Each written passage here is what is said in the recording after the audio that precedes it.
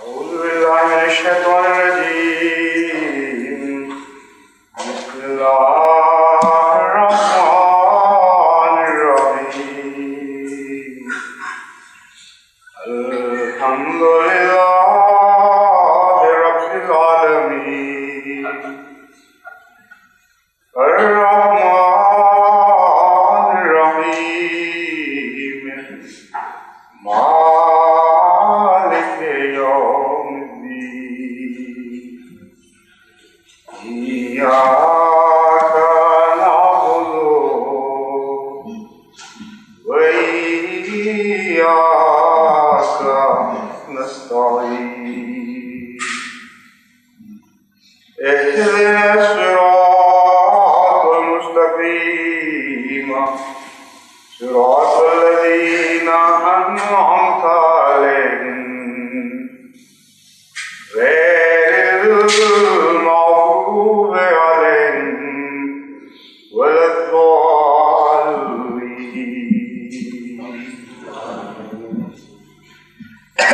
Yesterday we were discussing کل ہم اللہ تعالیٰ کی بعض صفات کا ایک دوسرے سے تعلق اور ان کا ایک دوسرے پر اثر کے متعلق گفتگو کر رہے تھے، جیسا کہ سورہ فاتحہ کی پہلی آیت میں اس کا ذکر ہے، اور جیسا کہ میں نے شروع میں اس بات کا ذکر کیا تھا کہ اس کا ایک خاص یا اس کی ایک خاص ترتیب ہے،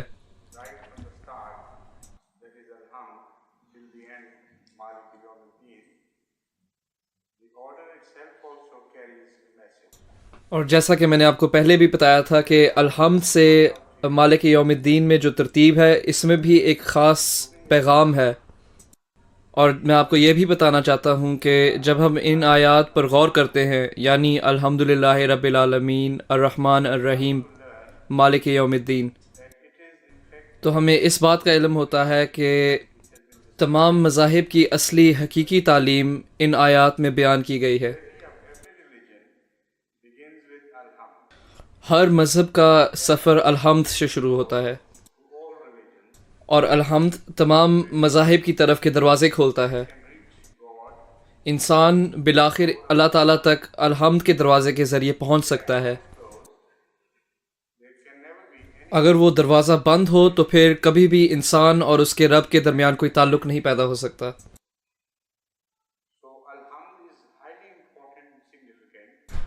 اسی لیے الحمد لفظ بہت ہی اہمیت کا حامل ہے، اور اس اکیلے لفظ میں تمام اقسام عبادت کی روح پائی جاتی ہے، یعنی ایسی اقسام عبادت جو کہ کبھی بھی کسی مذہب میں پائی گئی ہو۔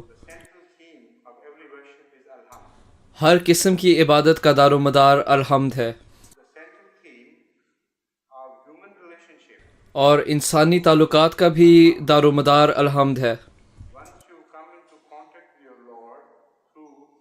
جب آپ اللہ تعالیٰ تک الحمد کے دروازے کے ذریعے پہنچ جاتے ہو، تو جب آپ انسان کے پاس واپس لوٹتے ہو تو آپ ایک بالکل ہی نئی شخصیت ہوتے ہو، اور وہ حمد جس میں آپ اللہ تعالیٰ کی تعریف کر رہے ہوتے ہو، جس میں آپ اللہ تعالیٰ کے گن گا رہے ہوتے ہو، تو وہ ایک ایسی حمد ہے جو آپ کے کردار پر ایک بہت گہرا اثر ڈالتی ہے، اور پھر جب آپ انسانوں کے پاس واپس لوٹتے ہو تو پھر آپ ایک محمود کی حالت میں واپس لوٹتے ہو، یعنی ایک ایسا شخص جو اس حمد میں رنگا گیا ہو جس کے ذریعے وہ اپنے رب کی تعریف کر رہا تھا۔ لہٰذا یہ ایک خلق آخر ہے، یعنی تمہارے اندر ایک اور ہی نئی مخلوق کی ابتدا، اور اس چیز کو پیدا کرنے کی ضرورت ہے۔ دین کو دو الفاظ میں بیان کیا جا سکتا ہے، یا دو جملوں میں بیان کیا جا سکتا ہے۔ نمبر 1، اللہ تعالیٰ تک پہنچنے کی کلا، یا اللہ تعالیٰ تک براہ راست تعلق رکھنے کی کلا، یا پھر اللہ تعالیٰ کی ان توقعات پر پورا اترنا جو کہ اللہ تعالیٰ اپنی مخلوق سے رکھتا ہے۔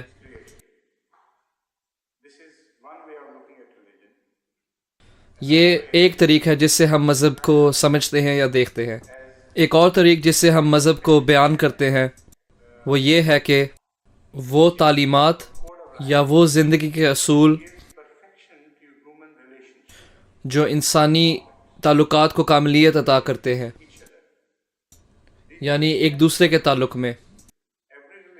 یہ ہے مذہب کے دو پہلو.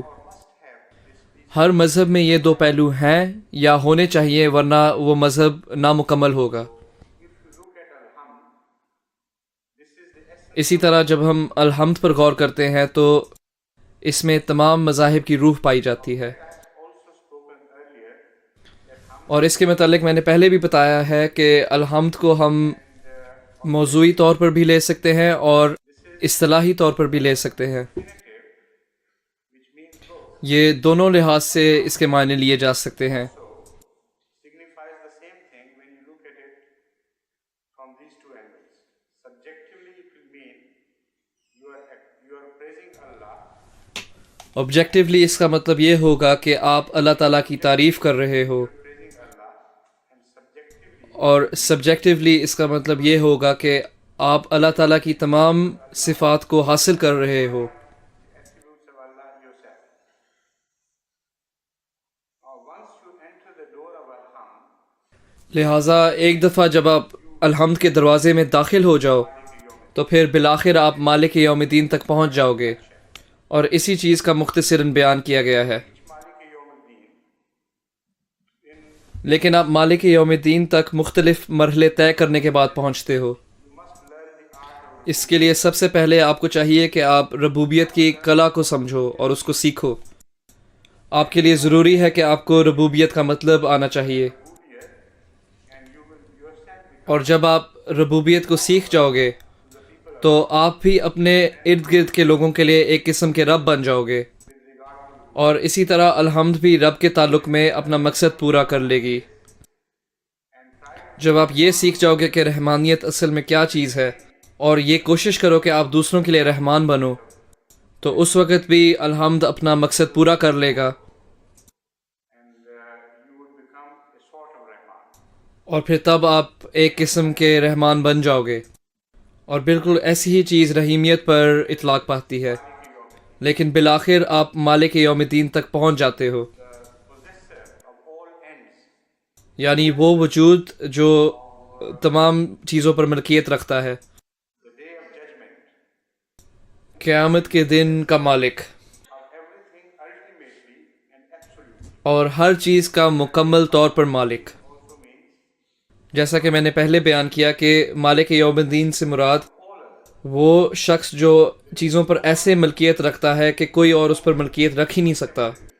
کوئی بھی اور وجود نہیں جو اس کی طرح ہر چیز پر ملکیت رکھتا ہو. meaning of Malik Yawm al-Din. اور صرف اسی مقام پر مالک یوم الدین کے معنی اپنے پورے اطلاق یا پورے حق تک پہنچتے ہیں. Everybody else is dispossessed. اس وقت جب ہر شخص سے اس کی ملکیت اس سے چھین لی جائے گی، یعنی وہ تمام عارضی چیزیں اس سے چھین لی جائیں گی، اور جب تمام چیزیں اللہ تعالیٰ کو واپس لوٹا دی جائیں گی تو اس وقت مالک یوم الدین کا اصل اظہار ہوگا.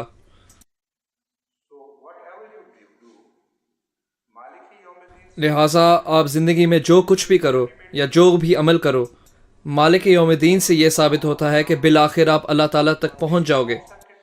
خواہ اگر آپ الحمد کے راستے پر چلو یا ایک چھوٹا سا راستہ ڈھونڈ لو، آپ کی تقدیر میں لکھا ہے کہ آپ نے مالک یوم الدین تک پہنچ جانا ہے. لیکن اگر آپ اس راستے پر چلو جو الحمد آپ کو سکھاتا ہے your Lord as Rab and as Rahman تو پھر آپ اس چیز پر شاہد ہوگے کہ آپ کا رب الرحمن اور رحیم بھی ہے، is اور آپ کو یا تو ربوبیت یا رحمانیت یا رحیمیت ملے گی. nothing of the negative sense of these attributes.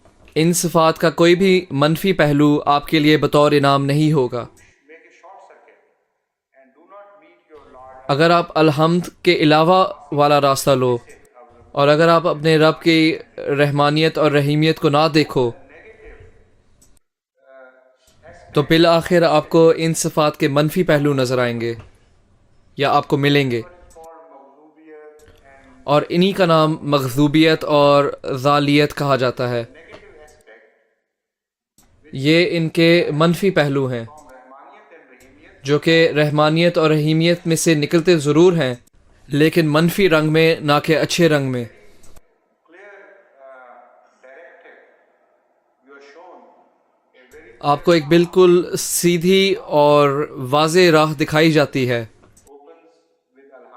اور جیسا کہ میں نے آپ کو بتایا کہ یہ راہ یا یہ دروازہ الحمد کے ذریعے کھل جاتا ہے. یہ ربوبیت، رحمانیت اور رحیمیت سے گزر کے بالآخر اللہ تعالیٰ تک آپ کو لے جاتی ہے. تو اگر آپ اس راہ کے علاوہ کسی راہ پر چلو گے تو آپ پھر بھی اللہ تعالیٰ تک پہنچ تو جاؤ گے، لیکن ان صفات کے فوائد حاصل کرے بغیر آپ پہنچو گے، اور ان سب کے بغیر اگر پہنچو گے تو وہ تو جہنم ہے. یعنی وہ تمام منفی پہلو جو ان ساری صفات میں سے نکلتے ہیں.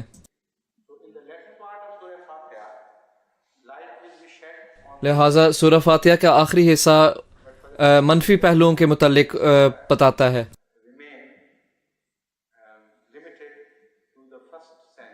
لیکن فی الحال ہم ان صفات کے اچھے پہلوؤں کے متعلق گفتگو کرتے ہیں.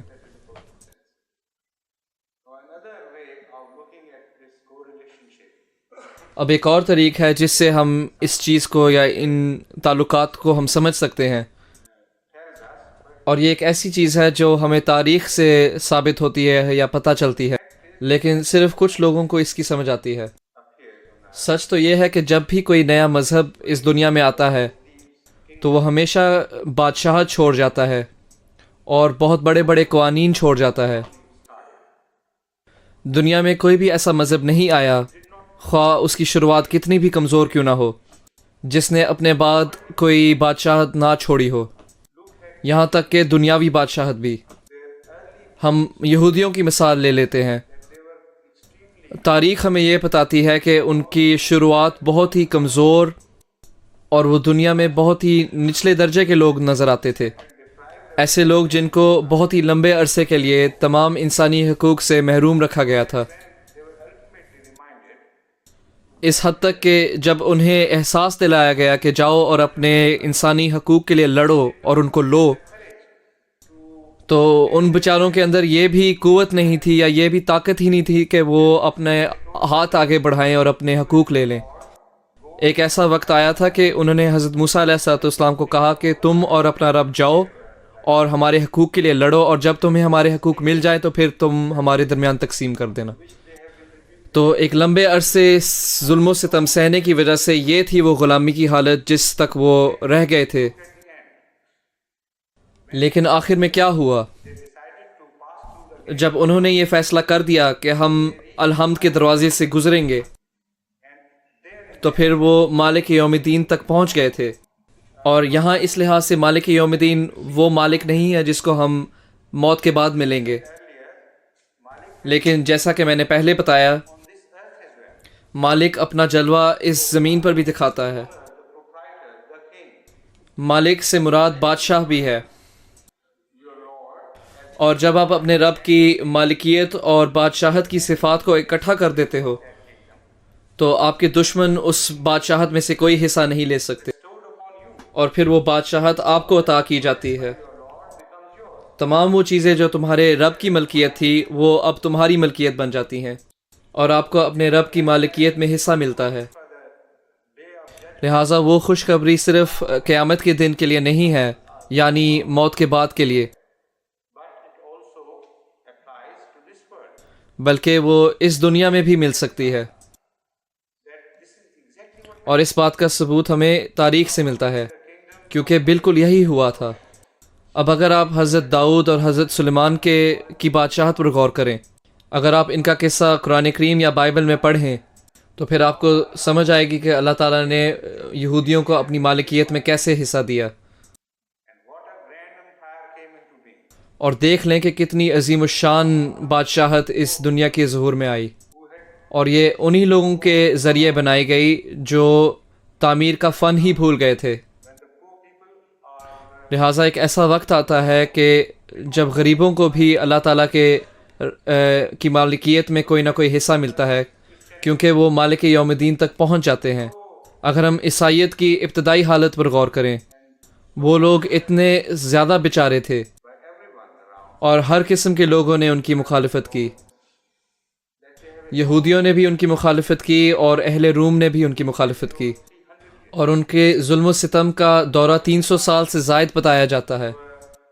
وہ زندہ جلائے گئے، ان کی تمام ملکیتیں ان سے چھین لی گئیں، انہیں بھوکے جنگلی جانوروں کے سامنے پھینک دیا گیا، wild animals, and people sat around and اور لوگ بیٹھ کر ان کا تماشا دیکھتے تھے، tore them open, اور جب کوئی جانور ان کے ٹکڑے ٹکڑے کر دیتا تھا یا ان کو کھا جاتا تھا، اور تو وہ سارے لوگ جو اس تماشے کو دیکھتے تھے وہ تو بس ہنستے تھے. یہ ان کے لیے کوئی دہشت کا نظارہ نہیں تھا بلکہ ایک تفریحی نظارہ تھا. یہ تھی ان کی حقارت کی صورتحال، اور یہ تھی ان کے ظالموں کی صورتحال. were shared, were given the opportunity to share Allah's might. لیکن یہی وہ لوگ ہیں جن کو اللہ تعالیٰ کی مالکیت میں سے ایک حصہ ملا، اور آج آپ ان کی بادشاہت کے ایک حصے میں بیٹھے ہو، Is a reward of the early جو کہ دراصل ان کی ابتدائی قربانیوں کا ایک انعام ہے. Christendom, which doesn't end. اگر اس عیسائی بادشاہت پر غور کریں جو کبھی ختم ہی نہیں ہو رہی، جس پر سورج کا غروب ہوتا ہی نہیں، یہاں تک کہ رشیا کی دہریہ بادشاہت اس بادشاہت کے مقابلے میں ایک بچے کی نسبت ہے، لہٰذا یہ بادشاہت تقریباً پوری دنیا میں حاوی ہے. یہ آج کے عیسائیوں کے اعمال کا نتیجہ نہیں یا انعام نہیں. اگر آپ کو مذہب کی تاریخ کا پتہ ہو تو آپ یقیناً اس نتیجے تک پہنچو گے کہ یہ ان پہلے عیسائیوں کی قربانیوں کے انعامات ہیں جن کو اپنے تمام حقوق نہیں ملے، لیکن جب اللہ تعالیٰ نے اپنی مالکیت کا حصہ ان لوگوں کو دیا تو یہ اس کا نتیجہ نکلا، ایسی بادشاہتیں ظہور میں آئیں. تو اسی طرح مالکیت کا اثر تمام مذاہب پر ہوتا ہے. Followers of Krishna also became حضرت کرشن کے بھی پیروکار آخر میں غالب آ گئے، rulers of India, اور بالآخر وہ ہندوستان کے حاکم بن گئے. were made emperors of Confucius کے پیروکار چین کے شہنشاہ بن گئے، اور یہی نتیجہ زرتشت کے پیروکاروں کا تھا. لہٰذا قرآن کریم ہمیں بتاتا ہے Soha, Ibadi Salihun. This is an unchangeable rule. یہ ایک ایسا قانون ہے جو تبدیل نہیں کیا جا سکتا.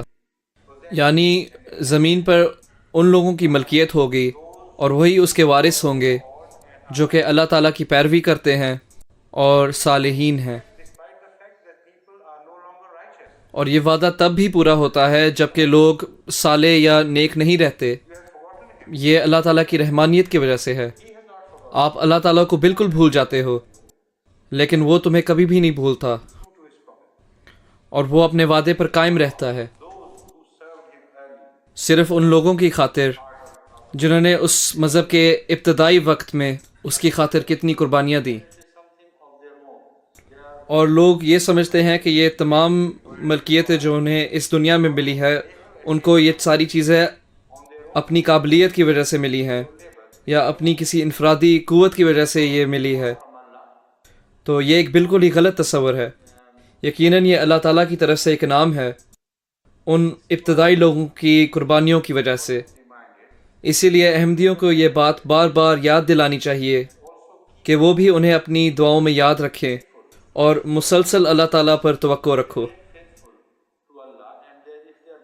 اگر وہ اللہ تعالیٰ کی راہ میں قائم رہیں اور اگر وہ ابتدائی احمدیوں کی قربانیوں کو یاد رکھیں گے تو یہ ان کو سیدھے راستے پر رہنے کے لیے مدد عطا کرے گا، اور اپنے سے پہلے ان لوگوں سے بھی زیادہ لمبے عرصے تک اس راستے پر رہیں گے. آخری بات جو میں اس تعلق میں بیان کرنا چاہتا ہوں وہ ایک کافی دلچسپ پیشگوئی ہے جو کہ اس آیت کے تعلق میں ہے. go back to history again, once again. اگر آپ تاریخ پر ایک دفعہ پھر سے غور کریں The smaller تو آپ کو یہ چیز نظر آئے گی کہ جتنی چھوٹی طاقت اس مذہب کی تھی تو اتنی ہی چھوٹی اس کی بادشاہت رہی تھی اس کے بعد. the bigger that religion was, the bigger was the domain. اور جتنی بڑی اس مذہب کی طاقت تھی تو اتنی ہی بڑی اس کی بادشاہت رہی ہے. اس مذہب کے پیروکاروں کی مخالفت بھی اتنی ہی بڑی تھی، لیکن اتنی ہی بڑی ان لوگوں کو اللہ تعالیٰ کی طرف سے انعامات حاصل ہوئے ہیں. اور عیسائیت دنیا کی اکثریت پہ اس لیے حاوی ہے کیونکہ تمام مذاہب میں سے جس مذہب نے سب سے زیادہ ظلم سہا ہے تو وہ عیسائیت کا مذہب ہے، much longer, for much longer period than any other. اور یہ بھی کہ تمام مذاہب کے پیروکاروں میں سے سب سے زیادہ لمبے عرصے تک انہوں نے ظلم سہا ہے، To that extent, the reward was much bigger and wider. اور پھر اس لحاظ سے ان کا انعام بہت ہی وسیع تھا۔ Surah Fatiha also contains the اس کے علاوہ بھی سورہ فاتحہ اس دروازے کی چابی اپنے اندر رکھتا ہے جس میں ہم اس انعام کو سمجھ سکتے ہیں جو ہمارے لیے رکھا گیا ہے، یعنی وہ لوگ جو کہ رسول کریم صلی اللہ علیہ وسلم کے پیروکار ہیں، اور خاص طور پر وہ جو کہ رسول کریم صلی اللہ علیہ وسلم کی دوسری آمد پر ایمان رکھتے ہیں، کیونکہ جیسا کہ میں نے آپ کو بتایا کہ رحمانیت کا مطلب ہوتا ہے ایک ایسے مذہب کا اعلان جو کہ پوری دنیا کے لیے ہے، اور اسلام سے پہلے اللہ تعالیٰ نے اپنے آپ کو بطور رحمان کسی بھی مذہب میں ظاہر نہیں کیا۔ if you have traveled the اس لیے اگر آپ اس راہ پر چلو جس کے ذریعے آپ اللہ تعالیٰ تک پہنچو گے، which means جو کہ اس رحمانیت کے ذریعے ہے، یعنی وہ رحمانیت جو کہ تمام دنیا پر حاوی ہے، that malikiyat would تو جب آپ اس کے ذریعے مالک یوم دین تک پہنچو گے تو وہ مالکیت اپنے اثر میں اس سے بھی زیادہ وسیع ہوگی، کیونکہ اس کا ایک رحمانیت کے ساتھ ایک تعلق ہے۔ اور حضرت نسیم موعود علیہ الصلوۃ والسلام نے بھی بالکل یہی فرمایا ہے اپنی ایک تفسیر میں۔ وہ فرماتے ہیں کہ ہر نبی نے اپنے رب کی مالکیت میں ایک حصہ پایا تھا، لیکن کبھی بھی مکمل طور پر نہیں۔ share in malikiyat of Allah. ہر نبی کو اللہ تعالیٰ کی طرف سے مالکیت میں ایک حصہ ادا ہوا تھا، لیکن ایک حد تک، According to the message, اور وہ حصہ اس کی اپنی طاقت اور اس کے پیغام کی طاقت کے حد تک محدود رہتا تھا، made a sort of malik. اور اس لحاظ سے وہ ایک قسم کا مالک بنایا گیا تھا۔ Shared full malik لیکن ایک واحد نبی تھا جس کو اس دنیا میں اللہ تعالیٰ کی مالکیت میں سے مکمل حصہ ملا تھا، with Allah. اور جس کو اللہ تعالیٰ کی مالکیت میں سے قیامت کے دن میں بھی حصہ ملے گا، تو وہ نبی رسول کریم صلی اللہ علیہ وسلم ہیں۔ Will be shafi. قیامت کے دن وہ شفیع ہوں گے، Also has the sense of malikiyat. اور شفیع بھی ایک لحاظ سے مالک ہوتا ہے۔ Rules and regulations of forgiveness do not apply. جب مغفرت کے عام اصول کام میں نہیں آتے، جب کسی مجرم کے متعلق فیصلہ ہو جاتا ہے، اور جب کوئی حصہ دار یہ کہہ دیتا ہے کہ چلو اس کو چھوڑ دو، میں اس کو معاف کرتا ہوں، This is why تو اسے وہ شفاعت کہتے ہیں۔ اسی لیے سب سے زیادہ گناہ کرنے والے شخص کے لیے بھی یہ جائز ہے کہ وہ مغفرت کے لیے دعا کرے، لیکن شفاعت کرنا تو کسی نبی کے لیے بھی نہیں جائز سوائے کہ اگر اللہ تعالیٰ اسے بتائے۔ لہٰذا اس کے باوجود کہ اللہ تعالیٰ اپنی وحدانیت کو قائم رکھنا چاہتا ہے، لیکن وہ پھر بھی اپنے نبیوں کو اپنی ملکیت میں سے کوئی نہ کوئی حصہ دینا چاہتا ہے، not as their basic rights. اور یہ بطور ایک ان کے لیے رحمت ہے، نہ کہ ان کے حقوق میں سے ہے، اور اسی لیے شفاعت کسی بھی شخص کے لیے جائز نہیں سوائے ان نبیوں کے لیے جن کے لیے اللہ تعالیٰ نے جائز کیا ہے۔ لہٰذا قیامت کے دن رسول کریم صلی اللہ علیہ وسلم شفیع بنائے جائیں گے، And shafi for all the people. That shows اور وہ تمام لوگوں کے لیے شفیع بنائے جائیں گے۔ اس سے یہ ثابت ہوتا ہے کہ وہ اللہ تعالیٰ کی مالکیت میں سے اس حد تک حصہ لیں گے جو ان سے پہلے کبھی کسی شخص نے نہ لی ہو، اور یہ بکلی طور پر اس دنیا پر اطلاق پائے گا۔ دنیا میں ایسے بہت سارے لوگ ہیں جو کہ دنیاوی حکومت کے لیے خواہش رکھتے ہیں۔ مثال کے طور پر یہودی دنیاوی حکومت کے لیے خواہش رکھتے ہیں، عیسائی بھی دنیاوی حکومت کے لیے خواہش رکھتے ہیں، دہریہ بھی ہیں، لیکن میں آپ کو اس بات کا یقین دلاتا ہوں کہ احمدیوں کے علاوہ کسی کو بھی دنیاوی حکومت نہیں ملے گی۔ یہ ایک طے شدہ فیصلہ ہے، کیونکہ آپ وہ لوگ ہو جو کہ اسلام کے قدرت ثانی کا اظہار ہو، جن کے ذریعے مالکیت کا اظہار ہوگا، جن کے ذریعے اس زمین پر اللہ تعالیٰ کی مالکیت کا اظہار ہوگا۔ لہٰذا بالآخر صرف ایک دنیاوی حکومت اس دنیا میں قائم ہوگی، اور وہ حکومت احمدیوں کی ہوگی۔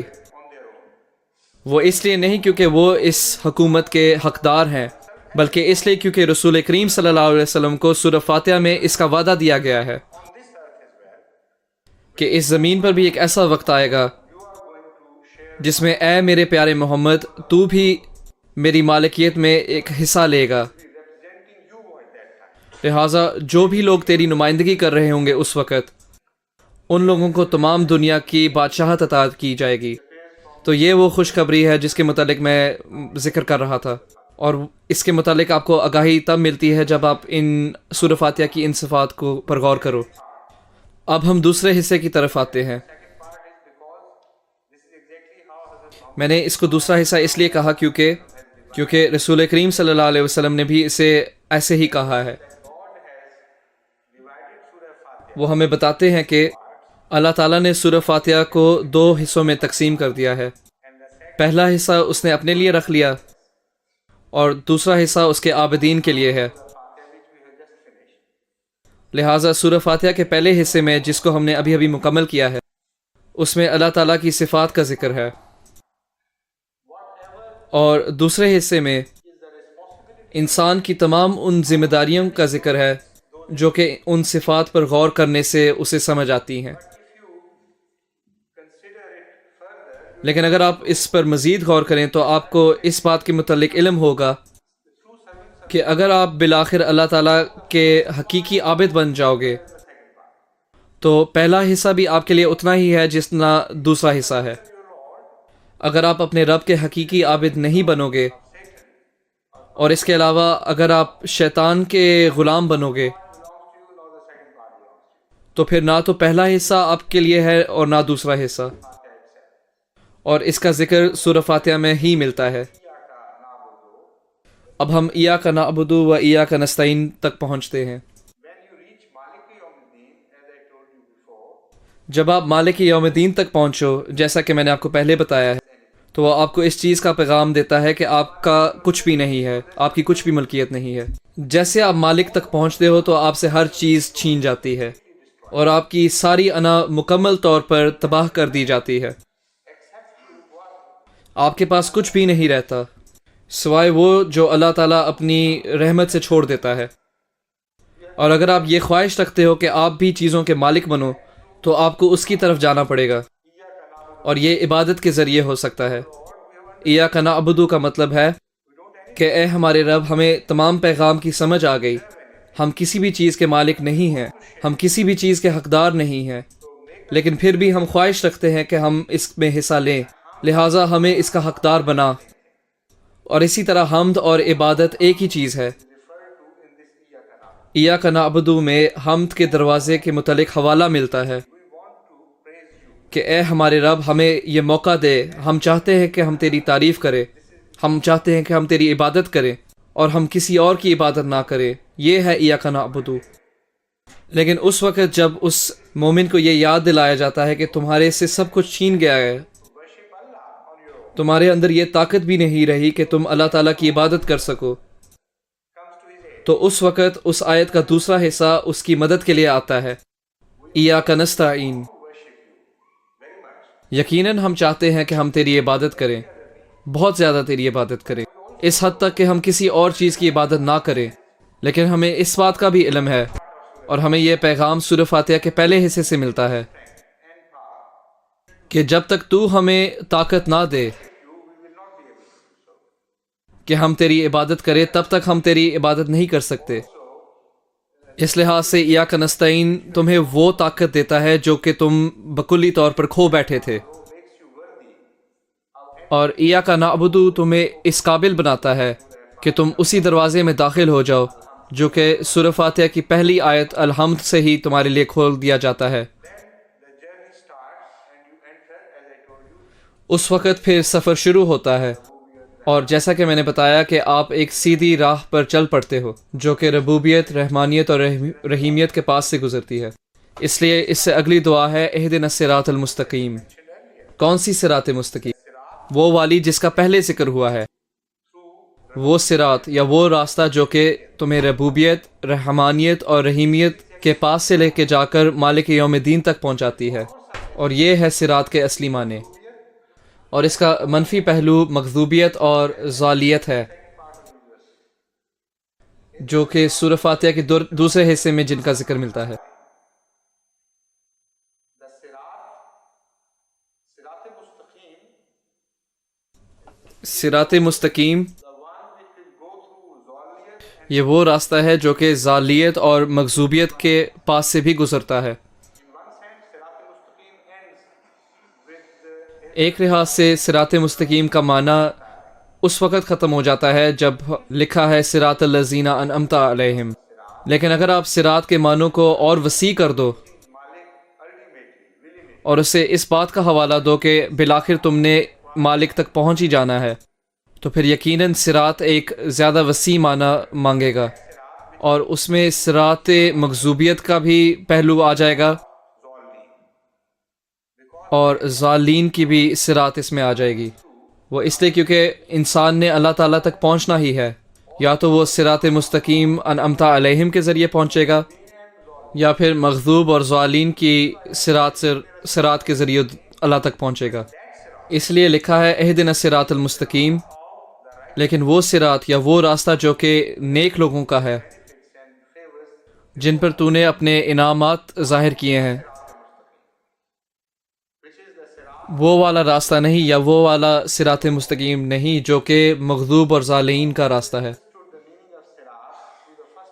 اس لیے جب ہم سورہ فاتحہ کے پہلے حصے سے صراط کے معنوں کو سمجھ جاتے ہیں تو اس کا منفی پہلو مغضوبین اور ضالین کی صراط سے سمجھ آ جاتی ہے. اب مغضوبین کون ہے؟ رسول کریم صلی اللہ علیہ وسلم ایک دفعہ پھر ہماری مدد کے لیے آتے ہیں تاکہ وہ ہمیں بتائیں کہ مغضوبین کون ہیں. وہ ہمیں بتاتے ہیں کہ مغضوبین سے مراد یہودی ہیں، ابتدائی زمانے کے یہودی نہیں جو کہ ان کی تاریخ کے شروع میں تھے، بلکہ وہ جو ان کی تاریخ کے آخری حصے میں آئے تھے جب کہ وہ پتھر دل بن گئے تھے اور جب انہوں نے رحمانیت کے ہر پہلو سے قطع تعلق کر لیا تھا.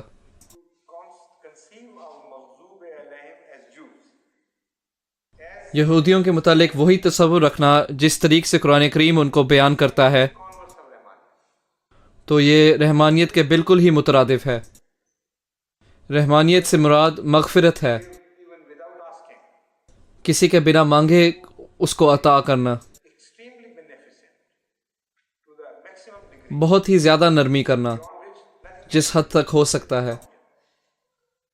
But the Jews of the latter days were exactly the opposite. لیکن آخری زمانے کے یہودی اس کے بالکل مترادف تھے. Whatever was the negative of Rahman, وہ ہر وہ چیز تھے جو کہ رحمانیت کا منفی پہلو رکھتی ہو، but Maghzub alayhim اس لیے ان کا مغضوب علیہم ہونا ان کے لیے لازمی تھا. tells us that in fact the attributes of Allah اس سے ہمیں یہ پتہ چلتا ہے کہ اللہ تعالیٰ کی صفات دراصل قطعی صفات ہیں، attributes are derived from اور وہ منفی پہلو ان قطعی صفات کی غیر موجودگی میں سے نکلتے ہیں. or not no light.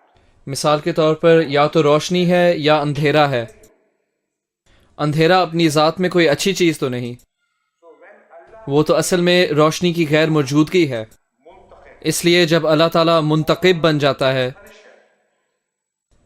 یا سزا دینے والا، a positive quality with Allah, تو یہ اللہ تعالیٰ کی کوئی اچھی صفت نہیں، certain attribute of Allah یہ اللہ تعالیٰ کی صفات کی ایک غیر موجودگی ہے by جو کہ ایک لحاظ سے اس پر اس کے عابدین کی وجہ سے اس پر لازم ہو جاتی ہے. ignores a certain attribute, جب انسانیت اللہ تعالیٰ کی اچھی صفات کو نظر انداز کر دیتی ہے what is left for them is the negative natural تو نتیجتاً ان کے لیے صرف اس اچھی صفات کی یا اچھی صفت کی غیر موجودگی کا نتیجہ رہ جاتا ہے.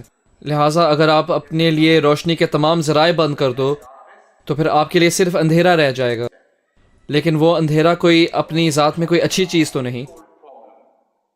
تو یہ ہمارے لیے ایک بہت پرانا مسئلہ بھی حل کر دیتا ہے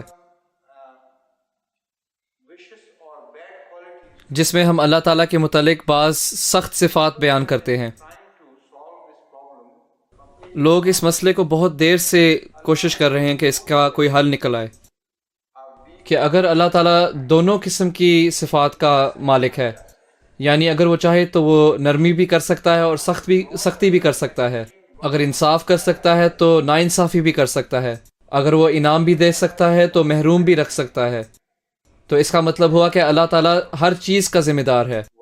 تو اس لیے ہم پھر لوگوں کو کیوں سزا دیتے ہیں؟ ہم اس تمام سلسلے سے کیوں گزرتے ہیں کہ ہم کسی کے لیے کوئی سزا منتخب کریں؟ ہمیں تو پھر کوئی اختیار نہیں ہونا چاہیے۔ اس وجہ سے بہت سارے علم فلسفہ وجود میں آئے، کیونکہ یہ شبہ ہمیشہ سے رہا ہے، اور ایک ایسا وقت بھی آیا تھا کہ یہ فلسفہ ہندوستان میں بھی بہت مشہور تھا۔ ایک شاعر گزرا ہے جس نے اس کے متعلق اپنے ایک بہت ہی مشہور شعر میں اس کا ذکر کیا ہے۔ وہ فرماتا ہے، تہمت ہے مختاری کی، چاہے ہیں تو آٹ کرے ہیں ہم کو ابس بدنام کیا۔ یہاں کے سیاہ و سفید میں اپنا دخل جو ہے سو اتنا ہے، رات کو جوں توں صبح کیا، رات کو رو رو صبح کیا، اور صبح کو جوں توں شام کیا۔ سیاہ و سفید is played upon, it's a beautiful verse. یہ سیاہ و سفید کے لفظ پہ ایک بہت ہی خوبصورت شعر ہے،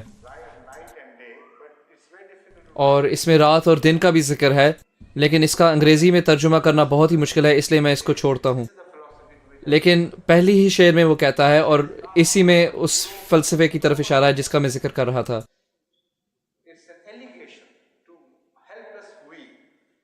یہ اللہ تعالیٰ کے بیچارے غلاموں پر ایک تہمت ہے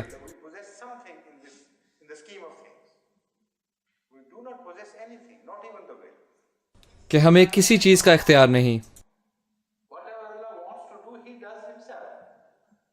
جو کچھ اللہ تعالیٰ چاہتا ہے وہ کرتا ہے،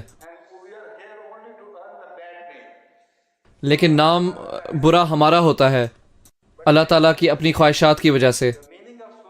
لیکن جب آپ سورہ فاتحہ کی معنی اچھی طریقے سے سمجھ لیتے ہو تو پھر یہ شبہ بھی آپ کے لیے دور ہو جاتا ہے، آپ ذہنی طور پر مزید نقصان نہیں اٹھاتے۔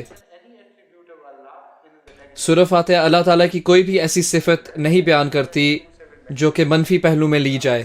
وہ 4 صفات جن کا ذکر ہوا ہے، رب، رحمان، رحیم اور مالک، ان چاروں میں سے کسی میں بھی غضب، سزا، انتقام یا تباہی کی روح نہیں ملتی۔ لیکن پھر بھی یہ بات واضح ہے کہ سورہ فاتحہ ام الکتاب ہے، اور یہ 4 صفات ام الصفات ہیں۔ ان میں اللہ تعالیٰ کی ہر صفت کی چابی پائی جاتی ہے۔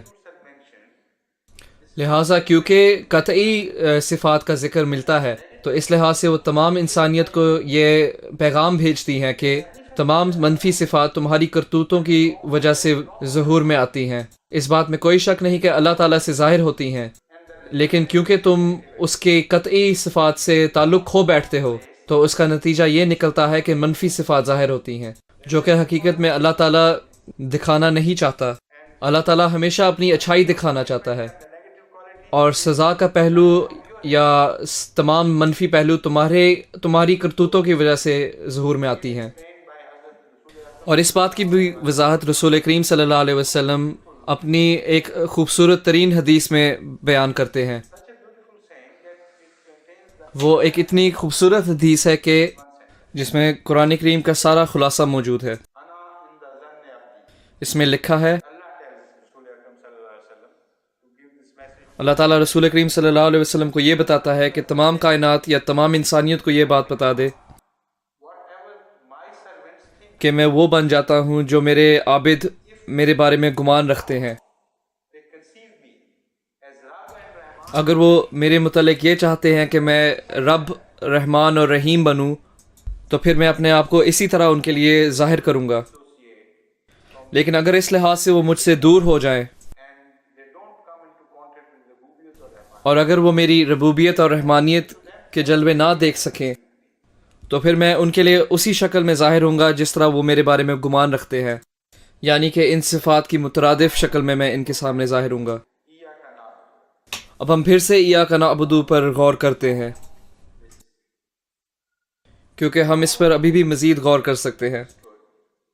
سب سے پہلے یہ ضروری ہے کہ ہم نعبد کو سمجھیں، اس سے پہلے کہ ہم ایاک نعبد کا پوری طرح ترجمہ کر سکیں۔ عبادہ کیا چیز ہے؟ کچھ لوگ یہ سمجھتے ہیں کہ عبادہ سے مراد صرف اللہ تعالیٰ کی عبادت ہے اور اس کی تعریف کرنا، اور بہت سارے لوگوں نے اس بات پر اعتراض اٹھایا ہے،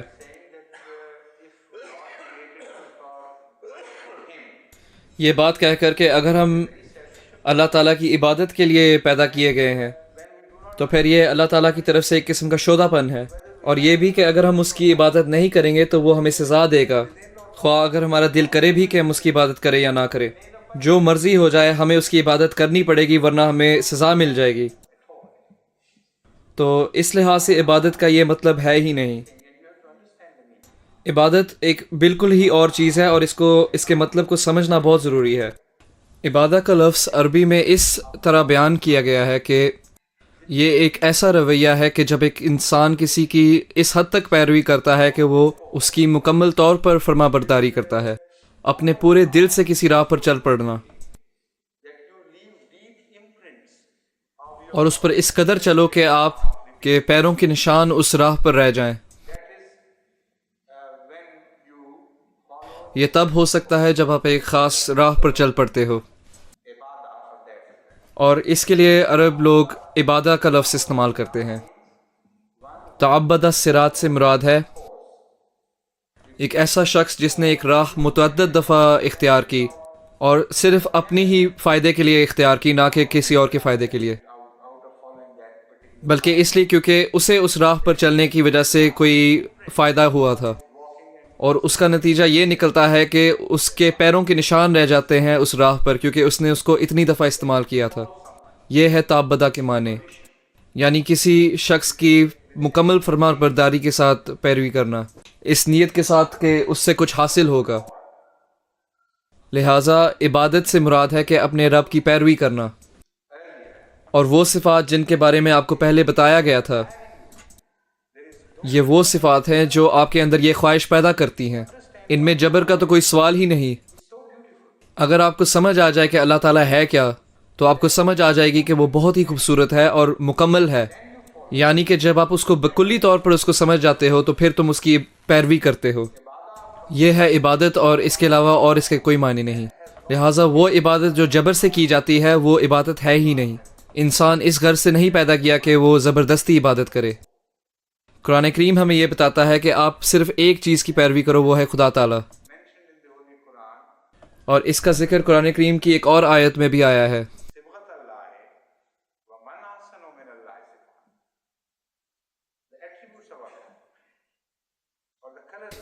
اللہ تعالیٰ کی صفات یا پھر اللہ تعالیٰ کے رنگ۔ لہٰذا اپنی مزید خوبصورتی کے لیے اگر آپ چاہتے ہو کہ آپ بھی رنگین ہو جاؤ تو پھر اللہ تعالیٰ کے رنگوں کی پیروی کرو، یعنی اللہ تعالیٰ کی صفات کی پیروی کرو۔ تو یہ ہے سورہ فاتحہ کے پہلے حصے میں پیغام، اس کے بعد پھر آپ دوسرے حصے میں آتے ہو، اور اسی طرح جب آپ ایاک نعبد کہتے ہو تو آپ دراصل پہلے حصے کا حوالہ دے رہے ہوتے ہو، گویا کہ آپ یہ کہہ رہے ہو کہ اے ہمارے رب، ہم بھی چاہتے ہیں کہ ہم بھی ایک رب بنیں، جتنی ہماری حد ہے اس کے مطابق ایک چھوٹا سا رب ہم بن جائیں، لیکن اب چونکہ میں تجھے جاننے لگ گیا ہوں تو میرے لیے ناممکن ہے کہ میں اس خواہش سے رکوں کہ میں بھی ایک رب بن جاؤں، اور ہم رحمان کی شکل بھی اختیار کرنا چاہتے ہیں، بے شک اس کی کوئی چھوٹی سی شکل ہی اختیار کر لیں۔ جب آپ جان جاتے ہو کہ رحمانیت کیا ہے تو پھر ناممکن ہے کہ آپ اس سے رہ سکو، پھر آپ چاہو گے کہ آپ رحیم بن جاؤ، آپ چاہو گے کہ آپ مالک بن جاؤ، اور جب آپ میں یہ خواہش پیدا ہو جاتی ہے کہ آپ یہ چیزیں بن جاؤ تو پھر آپ ان سوالوں پر غور کرنا شروع کرو گے۔ اور اب جب آپ اپنی نماز پر غور کرو گے تو آپ کے لیے بڑی حیرانی ہوگی جب آپ کو یہ بات سمجھ آئے گی کہ یہ چار صفات آپ کی نمازوں میں کسی نہ کسی رنگ میں ظاہر ہوئی ہیں۔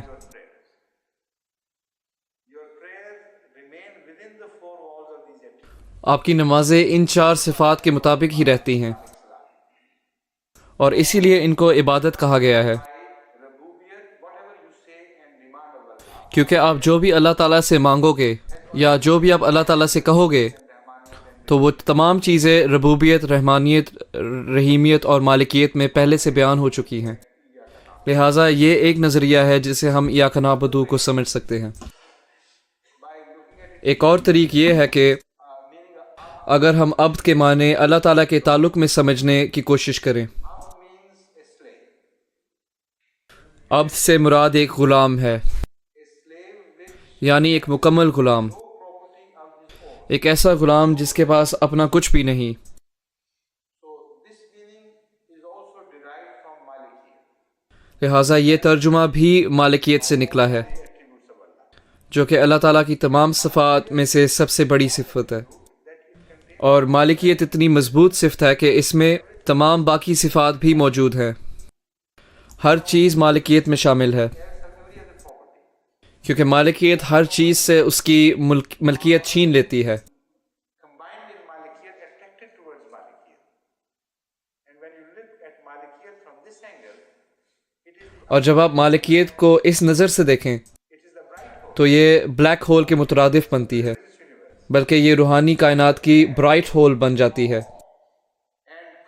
جس طرح بلیک ہول ہر چیز اپنے اندر لے لیتی ہے اور اسے باقی دنیا کے لیے غائب کر دیتی ہے. Malikiyyah means all the attributes تو اس لحاظ سے مالکیت کا مطلب یہ ہوتا ہے کہ into the bright تمام صفات جو اکٹھے ہو کر پھر غائب ہو جائیں اور وہ مالک کی برائٹ ہول میں آ جائیں اور باقی تمام دنیا کے لیے کچھ نہیں رہ جاتا، یعنی تخلیق سے ہر چیز کا چھین جانا اور اللہ تعالیٰ کا ہر چیز پر قبضہ کر لینا.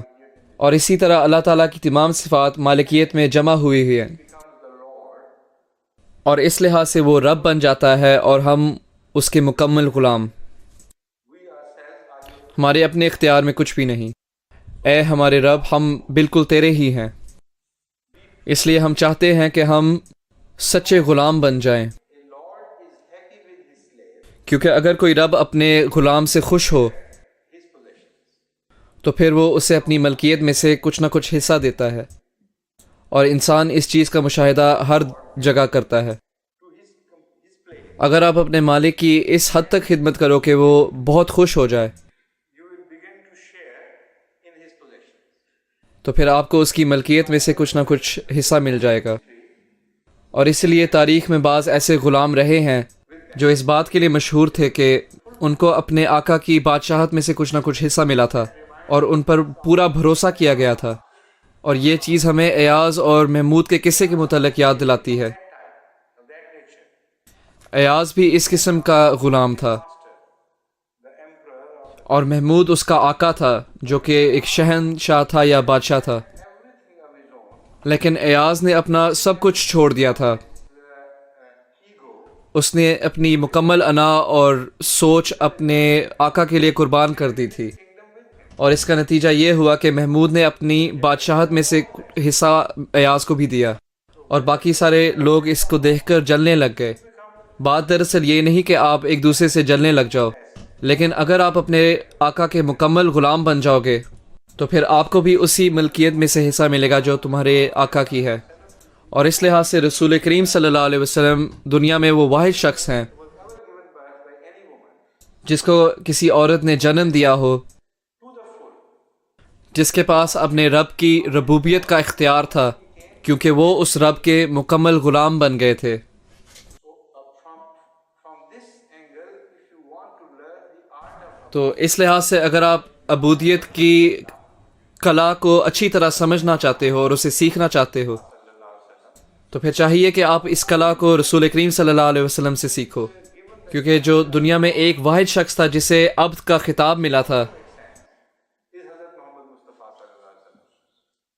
تو وہ رسول کریم صلی اللہ علیہ وسلم تھے. مختلف انبیاء کو مختلف خطابات ملے ہیں. حضرت عیسیٰ علیہ الصلوۃ والسلام کو روح اللہ کہا گیا ہے، حضرت آدم علیہ الصلوۃ والسلام کو صفی اللہ کہا گیا ہے، حضرت ابراہیم علیہ الصلوۃ والسلام کو خلیل اللہ کہا گیا ہے، اور حضرت موسیٰ علیہ الصلوۃ والسلام کو کلیم اللہ کہا گیا ہے. اور ان نبیوں کے پیروکار اس بات پر فخر محسوس کرتے ہیں. وہ کہتے ہیں کہ دیکھو کہ ہمیں اللہ تعالیٰ کی طرف سے ہمارے نبی کو کتنا خوبصورت خطاب ملا ہے اور کتنا خوبصورت انعام ملا ہے یہ. اور ان کی یہ سوچ ہے کہ رسول کریم صلی اللہ علیہ وسلم کو سب سے عام قسم کا خطاب ملا ہے، یعنی ان کے نزدیک عبداللہ سب سے عام خطاب ہے. قرآن کریم میں لکھا ہے اذا قام عبداللہ، اور یہ لوگ یہ نہیں جانتے کہ ان کی نظر پر پٹی لگی ہے. deprived of the full meaning of this word. ان کو عبد کے حقیقی ترجمے کا پتہ ہی نہیں کچھ. اللہ تعالیٰ کے تعلق میں عبد کا مطلب یہ بنتا ہے کہ جب ایک شخص کامل عبد ہوتا ہے اور جب وہ اللہ تعالیٰ کی ملکیت میں حصہ رکھتا ہے تو پھر وہ اللہ تعالیٰ کا ایک جلوہ بن جاتا ہے. اسی لیے قرآن کریم میں ایک اور جگہ یہ ذکر ملتا ہے قل ان کنتم تحبون اللہ فاتبعونی یحببکم اللہ. This is the expression of عبودیت. یہ ہے عبودیت کا وہ اظہار جو کہ رسول کریم صلی اللہ علیہ وسلم میں نظر آتا تھا. دنیا میں بہت سارے ایسے لوگ ہیں جو کہ سمجھتے ہیں کہ وہ اللہ تعالیٰ کے مکمل یا سچے عبد ہیں. اور عبد کا ایک اور مطلب یہ بھی بنتا ہے کہ ایک ایسا شخص جو کہ پاگلوں کی طرح پیار کرے. ایک ایسا شخص جو مکمل طور پہ پیروی بھی کرتا ہے اور اپنے پیار کے اظہار میں بھی. اور کوئی بھی عاشق کے لیے یہ سب سے بہترین اظہار ہو سکتا ہے. اور بالآخر وہ شخص یہ کہنے پر مجبور ہو جاتا ہے کہ اے میرے محبوب، میں مکمل طور پر تیرا ہوں، میں کچھ بھی نہیں، جو کچھ میرے پاس ہے وہ سب تیرا ہے.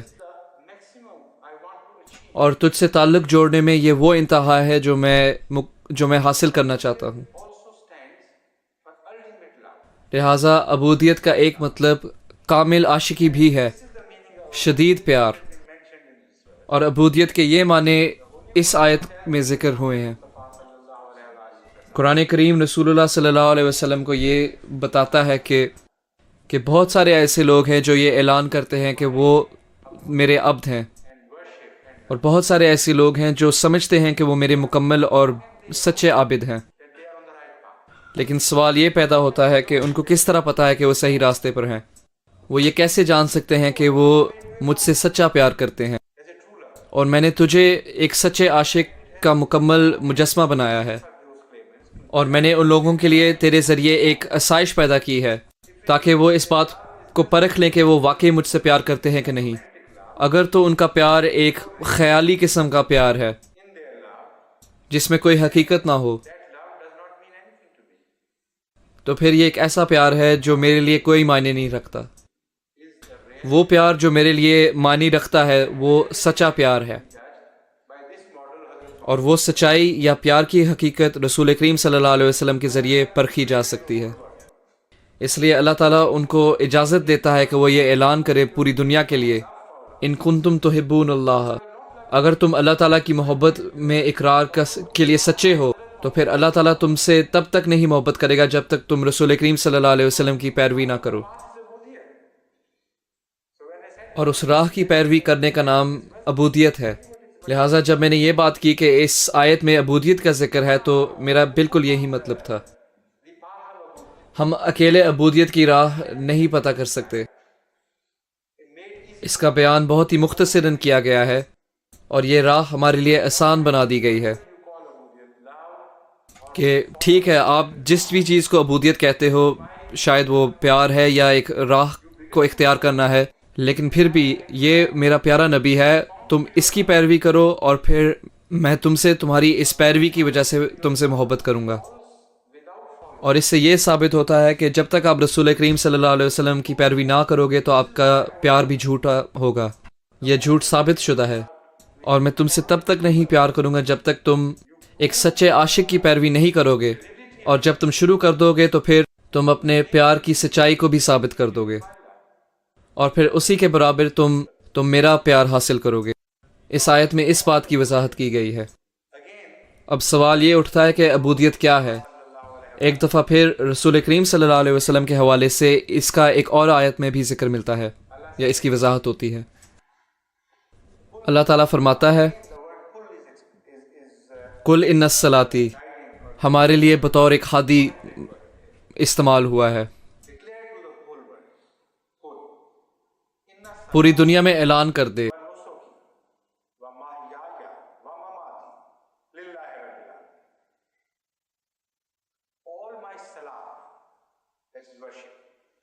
میری تمام نمازیں و نسکی اور میری تمام قربانیاں عبادت کے دو پر ہیں. نمبر ایک ایسی عبادت جو کہ ایک ذاتی قسم کی عبادت ہے اللہ تعالیٰ کے لیے. نمبر دو اللہ تعالیٰ کی خاطر تمام ان چیزوں کی قربانیاں جن سے تم محبت کرتے ہو. تو یہاں عبادت ان الفاظ میں بیان کی گئی ہے. اور مختصراً یہ بھی کہ وہ محیای و مماتی، یعنی میری زندگی اور میری موت سب کچھ اللہ تعالیٰ کا ہی ہے اور میرا کچھ بھی نہیں۔ اسے کہتے ہیں عبودیت۔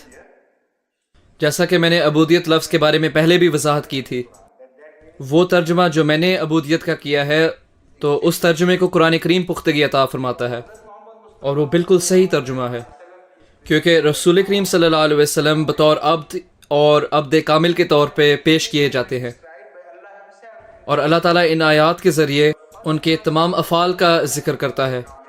لہٰذا پہلی آیت عبد کامل پر بھی اطلاق پاتی ہے اور اس کے رویہ محبت پر بھی اطلاق پاتی ہے، بلکہ ان کی خاص صفت محبت پر، اور دوسرا حصہ بھی عبودیت پر اطلاق پاتا ہے، کیونکہ رسول کریم صلی اللہ علیہ وسلم کا ذکر ایک اور طریق سے بھی کیا گیا ہے، اور کل ہمارے لیے اس بات کی طرف اشارہ کرتا ہے کہ یہ تمام دنیا کے لیے ایک اعلان ہے کہ وہ اس چیز کی پیروی کریں، اس لیے کل کا لفظ استعمال ہوا ہے۔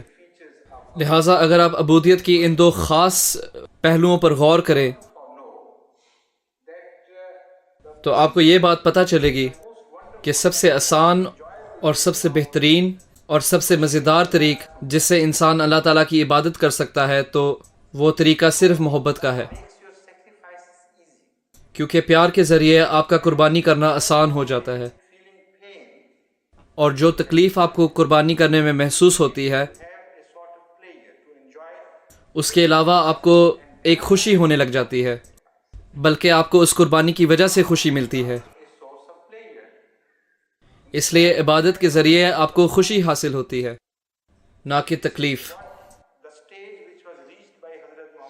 اور یہ وہ مقام تھا جو کہ رسول کریم صلی اللہ علیہ وسلم نے حاصل کیا، اور یہ مقام ان کو محبت کے ذریعے ملا، کیونکہ اگر محبت نہ ہو تو آپ سختی کا مزہ نہیں لے سکتے۔ محبت سیکھنے سے ہی آپ سختی کا مزہ لے سکتے ہو۔ مثال کے طور پر ایک ماں اپنے بچے کے لیے ساری رات جاگتی ہے اور مسلسل راتیں جاگی رہتی ہے، یہ اس کے لیے ایک قربانی ہے، اور یہ قربانی وہ خوشی سے کرتی ہے۔ اس کی راتوں کی نیند حرام ہو جائے گی، لیکن وہ اس بے چینی کو برداشت کر لے گی جب تک کہ اس کے بچے کو چین نہ آ جائے، اور یہ اس لیے ہے کیونکہ اس ماں کو اپنے بچے سے سچا پیار ہے۔ یہ معجزہ محبت کی وجہ سے ظاہر ہوتا ہے۔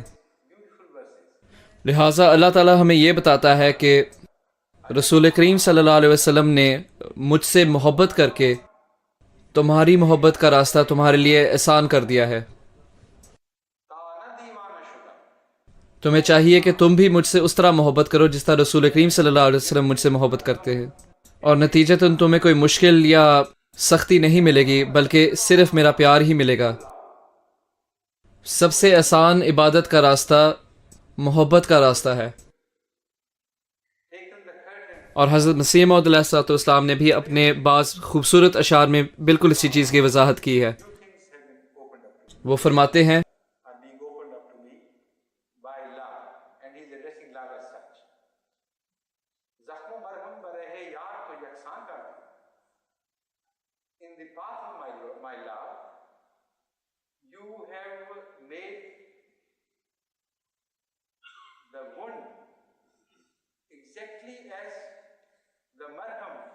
اے محبت تو نے نئے راستے میرے لیے کھول دیے، تو نے بڑی عظیم چیزوں سے پردہ اٹھا دیا۔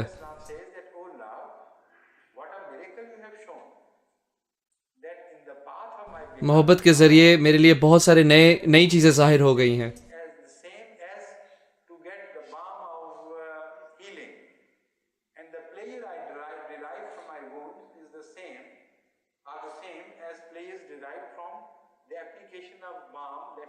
میری محبت کے راستے میں تو نے زخم کو بھی ایسے بنا دیا گویا کہ وہ مرہم ہی ہے۔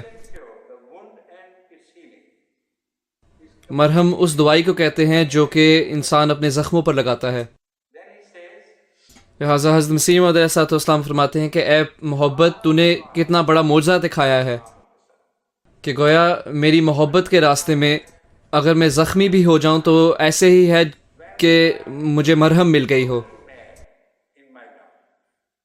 اور مجھے اپنے زخموں میں بھی وہی مزہ ملتا ہے جو کہ اس مزے سے ملتا ہے جب میں اپنے زخموں پر مرہم لگاتا ہوں۔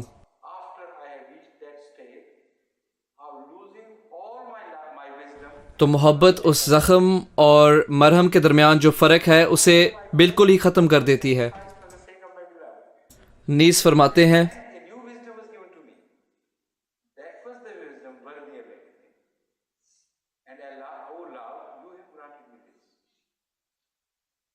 جب تک کہ میں اپنی محبت میں بالکل ہی جنون سے بھر گیا تھا،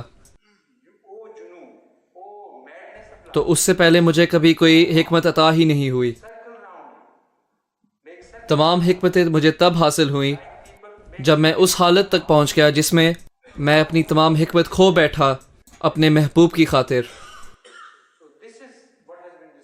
میرے پاس جتنی بھی حکمت تھی وہ ساری میں نے قربان کر دی اپنے محبوب کی خاطر، اور پھر مجھے ایک نئی حکمت عطا کی گئی، اور یہ سب سے بہترین حکمت تھی، اور اے محبت تو نے ہی مجھے یہ عطا کی ہے۔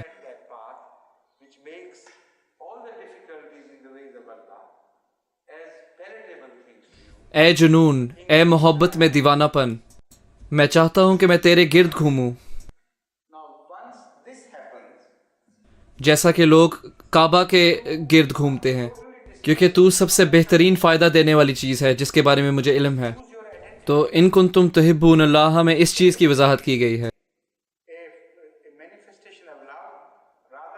تمہاری تمام عبادتیں تمہارے لیے آسان کر دی جائیں گی، بلکہ تمہارے لیے ایک خوشی کا باعث بن جائیں گی، لیکن صرف اگر تم رسول کریم صلی اللہ علیہ وسلم کی پیروی کرو، کیونکہ انہوں نے تمہارے لیے وہ راہ معین کر دی جس پر چلنے سے تمام مشکلات اللہ تعالیٰ کے لیے آسان ہو جاتی ہیں تمہارے لیے، اور تمہارے لیے ان چیزوں کی طرح ہو جاتی ہیں جن کی تم سب سے زیادہ خواہش کرتے ہو۔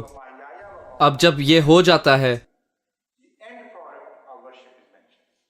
تو پھر تم اپنی ہر چیز کھو بیٹھتے ہو، تم اپنی شناخت کھو بیٹھتے ہو۔ یہ بھی ایک محبت کا مکمل اظہار ہے، لہٰذا دوسری آیت میں اس چیز کا نتیجہ بیان کیا گیا ہے۔ پہلے حصے میں عبادت کا طریق تمہارے لیے بیان کیا گیا ہے، اور دوسرے حصے میں جہاں یہ لکھا ہے کہ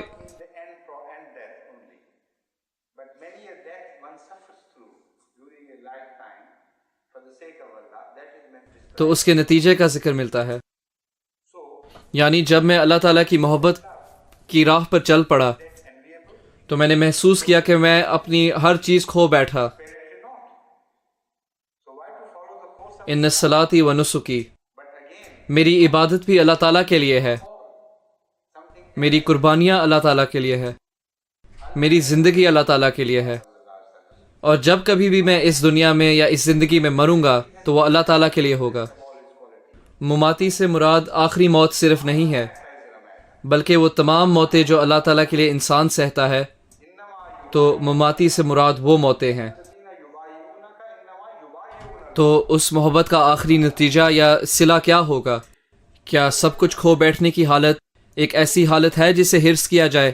لگتا تو ایسا ہے کہ نہیں ہے، تو پھر ہم ایسی محبت کی راہ پر کیوں چل پڑے؟ لیکن یہ سب کچھ نہیں ہے، اس کے بعد بھی کچھ آئے گا۔ اللہ تعالیٰ رسول کریم صلی اللہ علیہ وسلم سے مخاطب ہو کر تب فرماتا ہے جب رسول کریم صلی اللہ علیہ وسلم کا سب کچھ کھو گیا اللہ تعالیٰ کی راہ میں،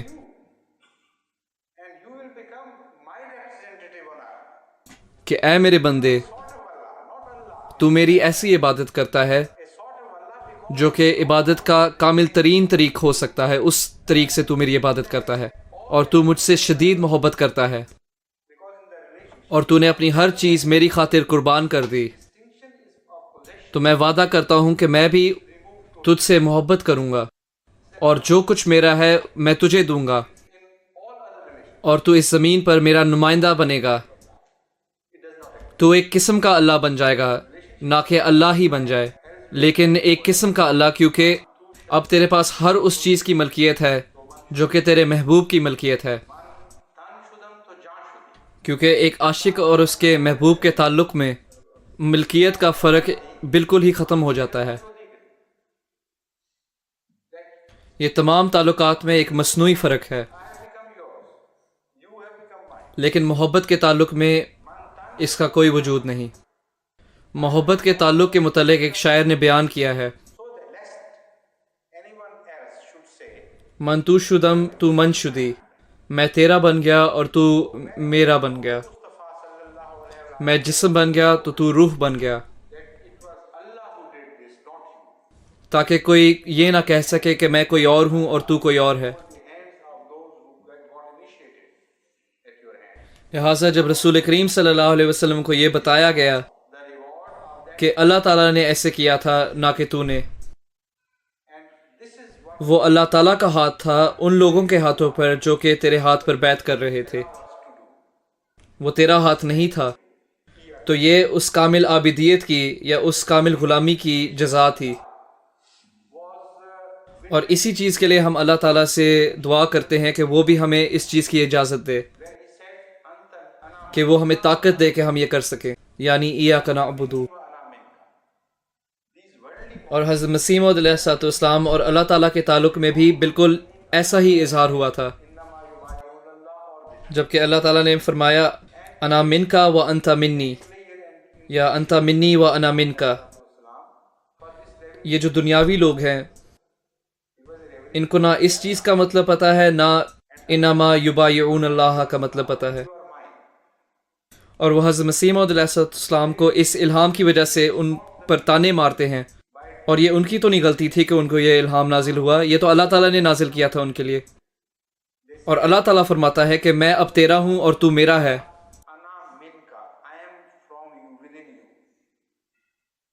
وہ جان بوجھ کر حضرت مسیح موعود علیہ السلام کا اس الہام کا مختلف ترجمہ کر دیتے ہیں. وہ کہتے ہیں کہ حضرت مسیح موعود علیہ السلام کو اللہ تعالیٰ کی طرف سے بتایا گیا کہ میں تجھ سے نکلا ہوں. یہ بالکل بھی اس کے مطلب نہیں. انا کا صیغہ کا کے ساتھ نہیں مل سکتا. عربی میں انا کا نہیں کہہ سکتے. من کا صرف مطلب یہ ہو سکتا ہے کہ میں تیرا ہوں اور تو میرا ہے. لہٰذا وہی انعام حضرت مسیح موعود علیہ السلام کے لیے ایک اور طریق سے بیان کیا گیا ہے. لہٰذا اگر آپ عبادت کا فن سیکھنا چاہتے ہو تو یہ وہ عبادت ہے جو ہمیں سورہ فاتحہ کے ذریعے سکھائی گئی ہے، اور ایاک نعبد میں ہم اسی کے لیے دعا کرتے ہیں. اور اس جگہ یہ دعا ہمیں جمع کے صیغے میں سکھائی گئی ہے، نہ کہ واحد کے صیغے میں. نعبد اس کا مطلب ہوگا کہ ہم چاہتے ہیں کہ ہم تیری پیروی کریں، جس کا مطلب ہوا کہ تمام لوگ مل کر، کیونکہ ایک امام ہے جو کہ رسول کریم صلی اللہ علیہ وسلم ہے. اور اس آیت میں بہت سارے پیروی کرنے والے عاشقوں کا ذکر ملتا ہے جو کہ سب ایک عاشق کی پیروی کرتے ہیں. جس طرح ایک مجنو کروڑہا مجنو بنا دیتا ہے اور وہ سب اس مجنو کی راہ پر چل پڑتے ہیں اور وہ سب کہتے ہیں نعبدو نعبدو، ہم سب تیری پیروی کر رہے ہیں. لہٰذا یہ وہ عبادت ہے جو کہ سورہ فاتحہ ہمیں سکھاتی ہے. اور ایاک نستعین میں ہمیں ایک دفعہ پھر عاجزی کے متعلق سکھایا گیا ہے، اور ہمیں یاد دلایا گیا ہے کہ تم اس اونچے درجے تک تب تک نہیں پہنچ سکتے جب تک کہ تم اللہ تعالیٰ کی مسلسل مدد نہ طلب کرو، جس کے بغیر تم اللہ تعالیٰ کی قربت کا کوئی بھی درجہ نہیں حاصل کر سکتے.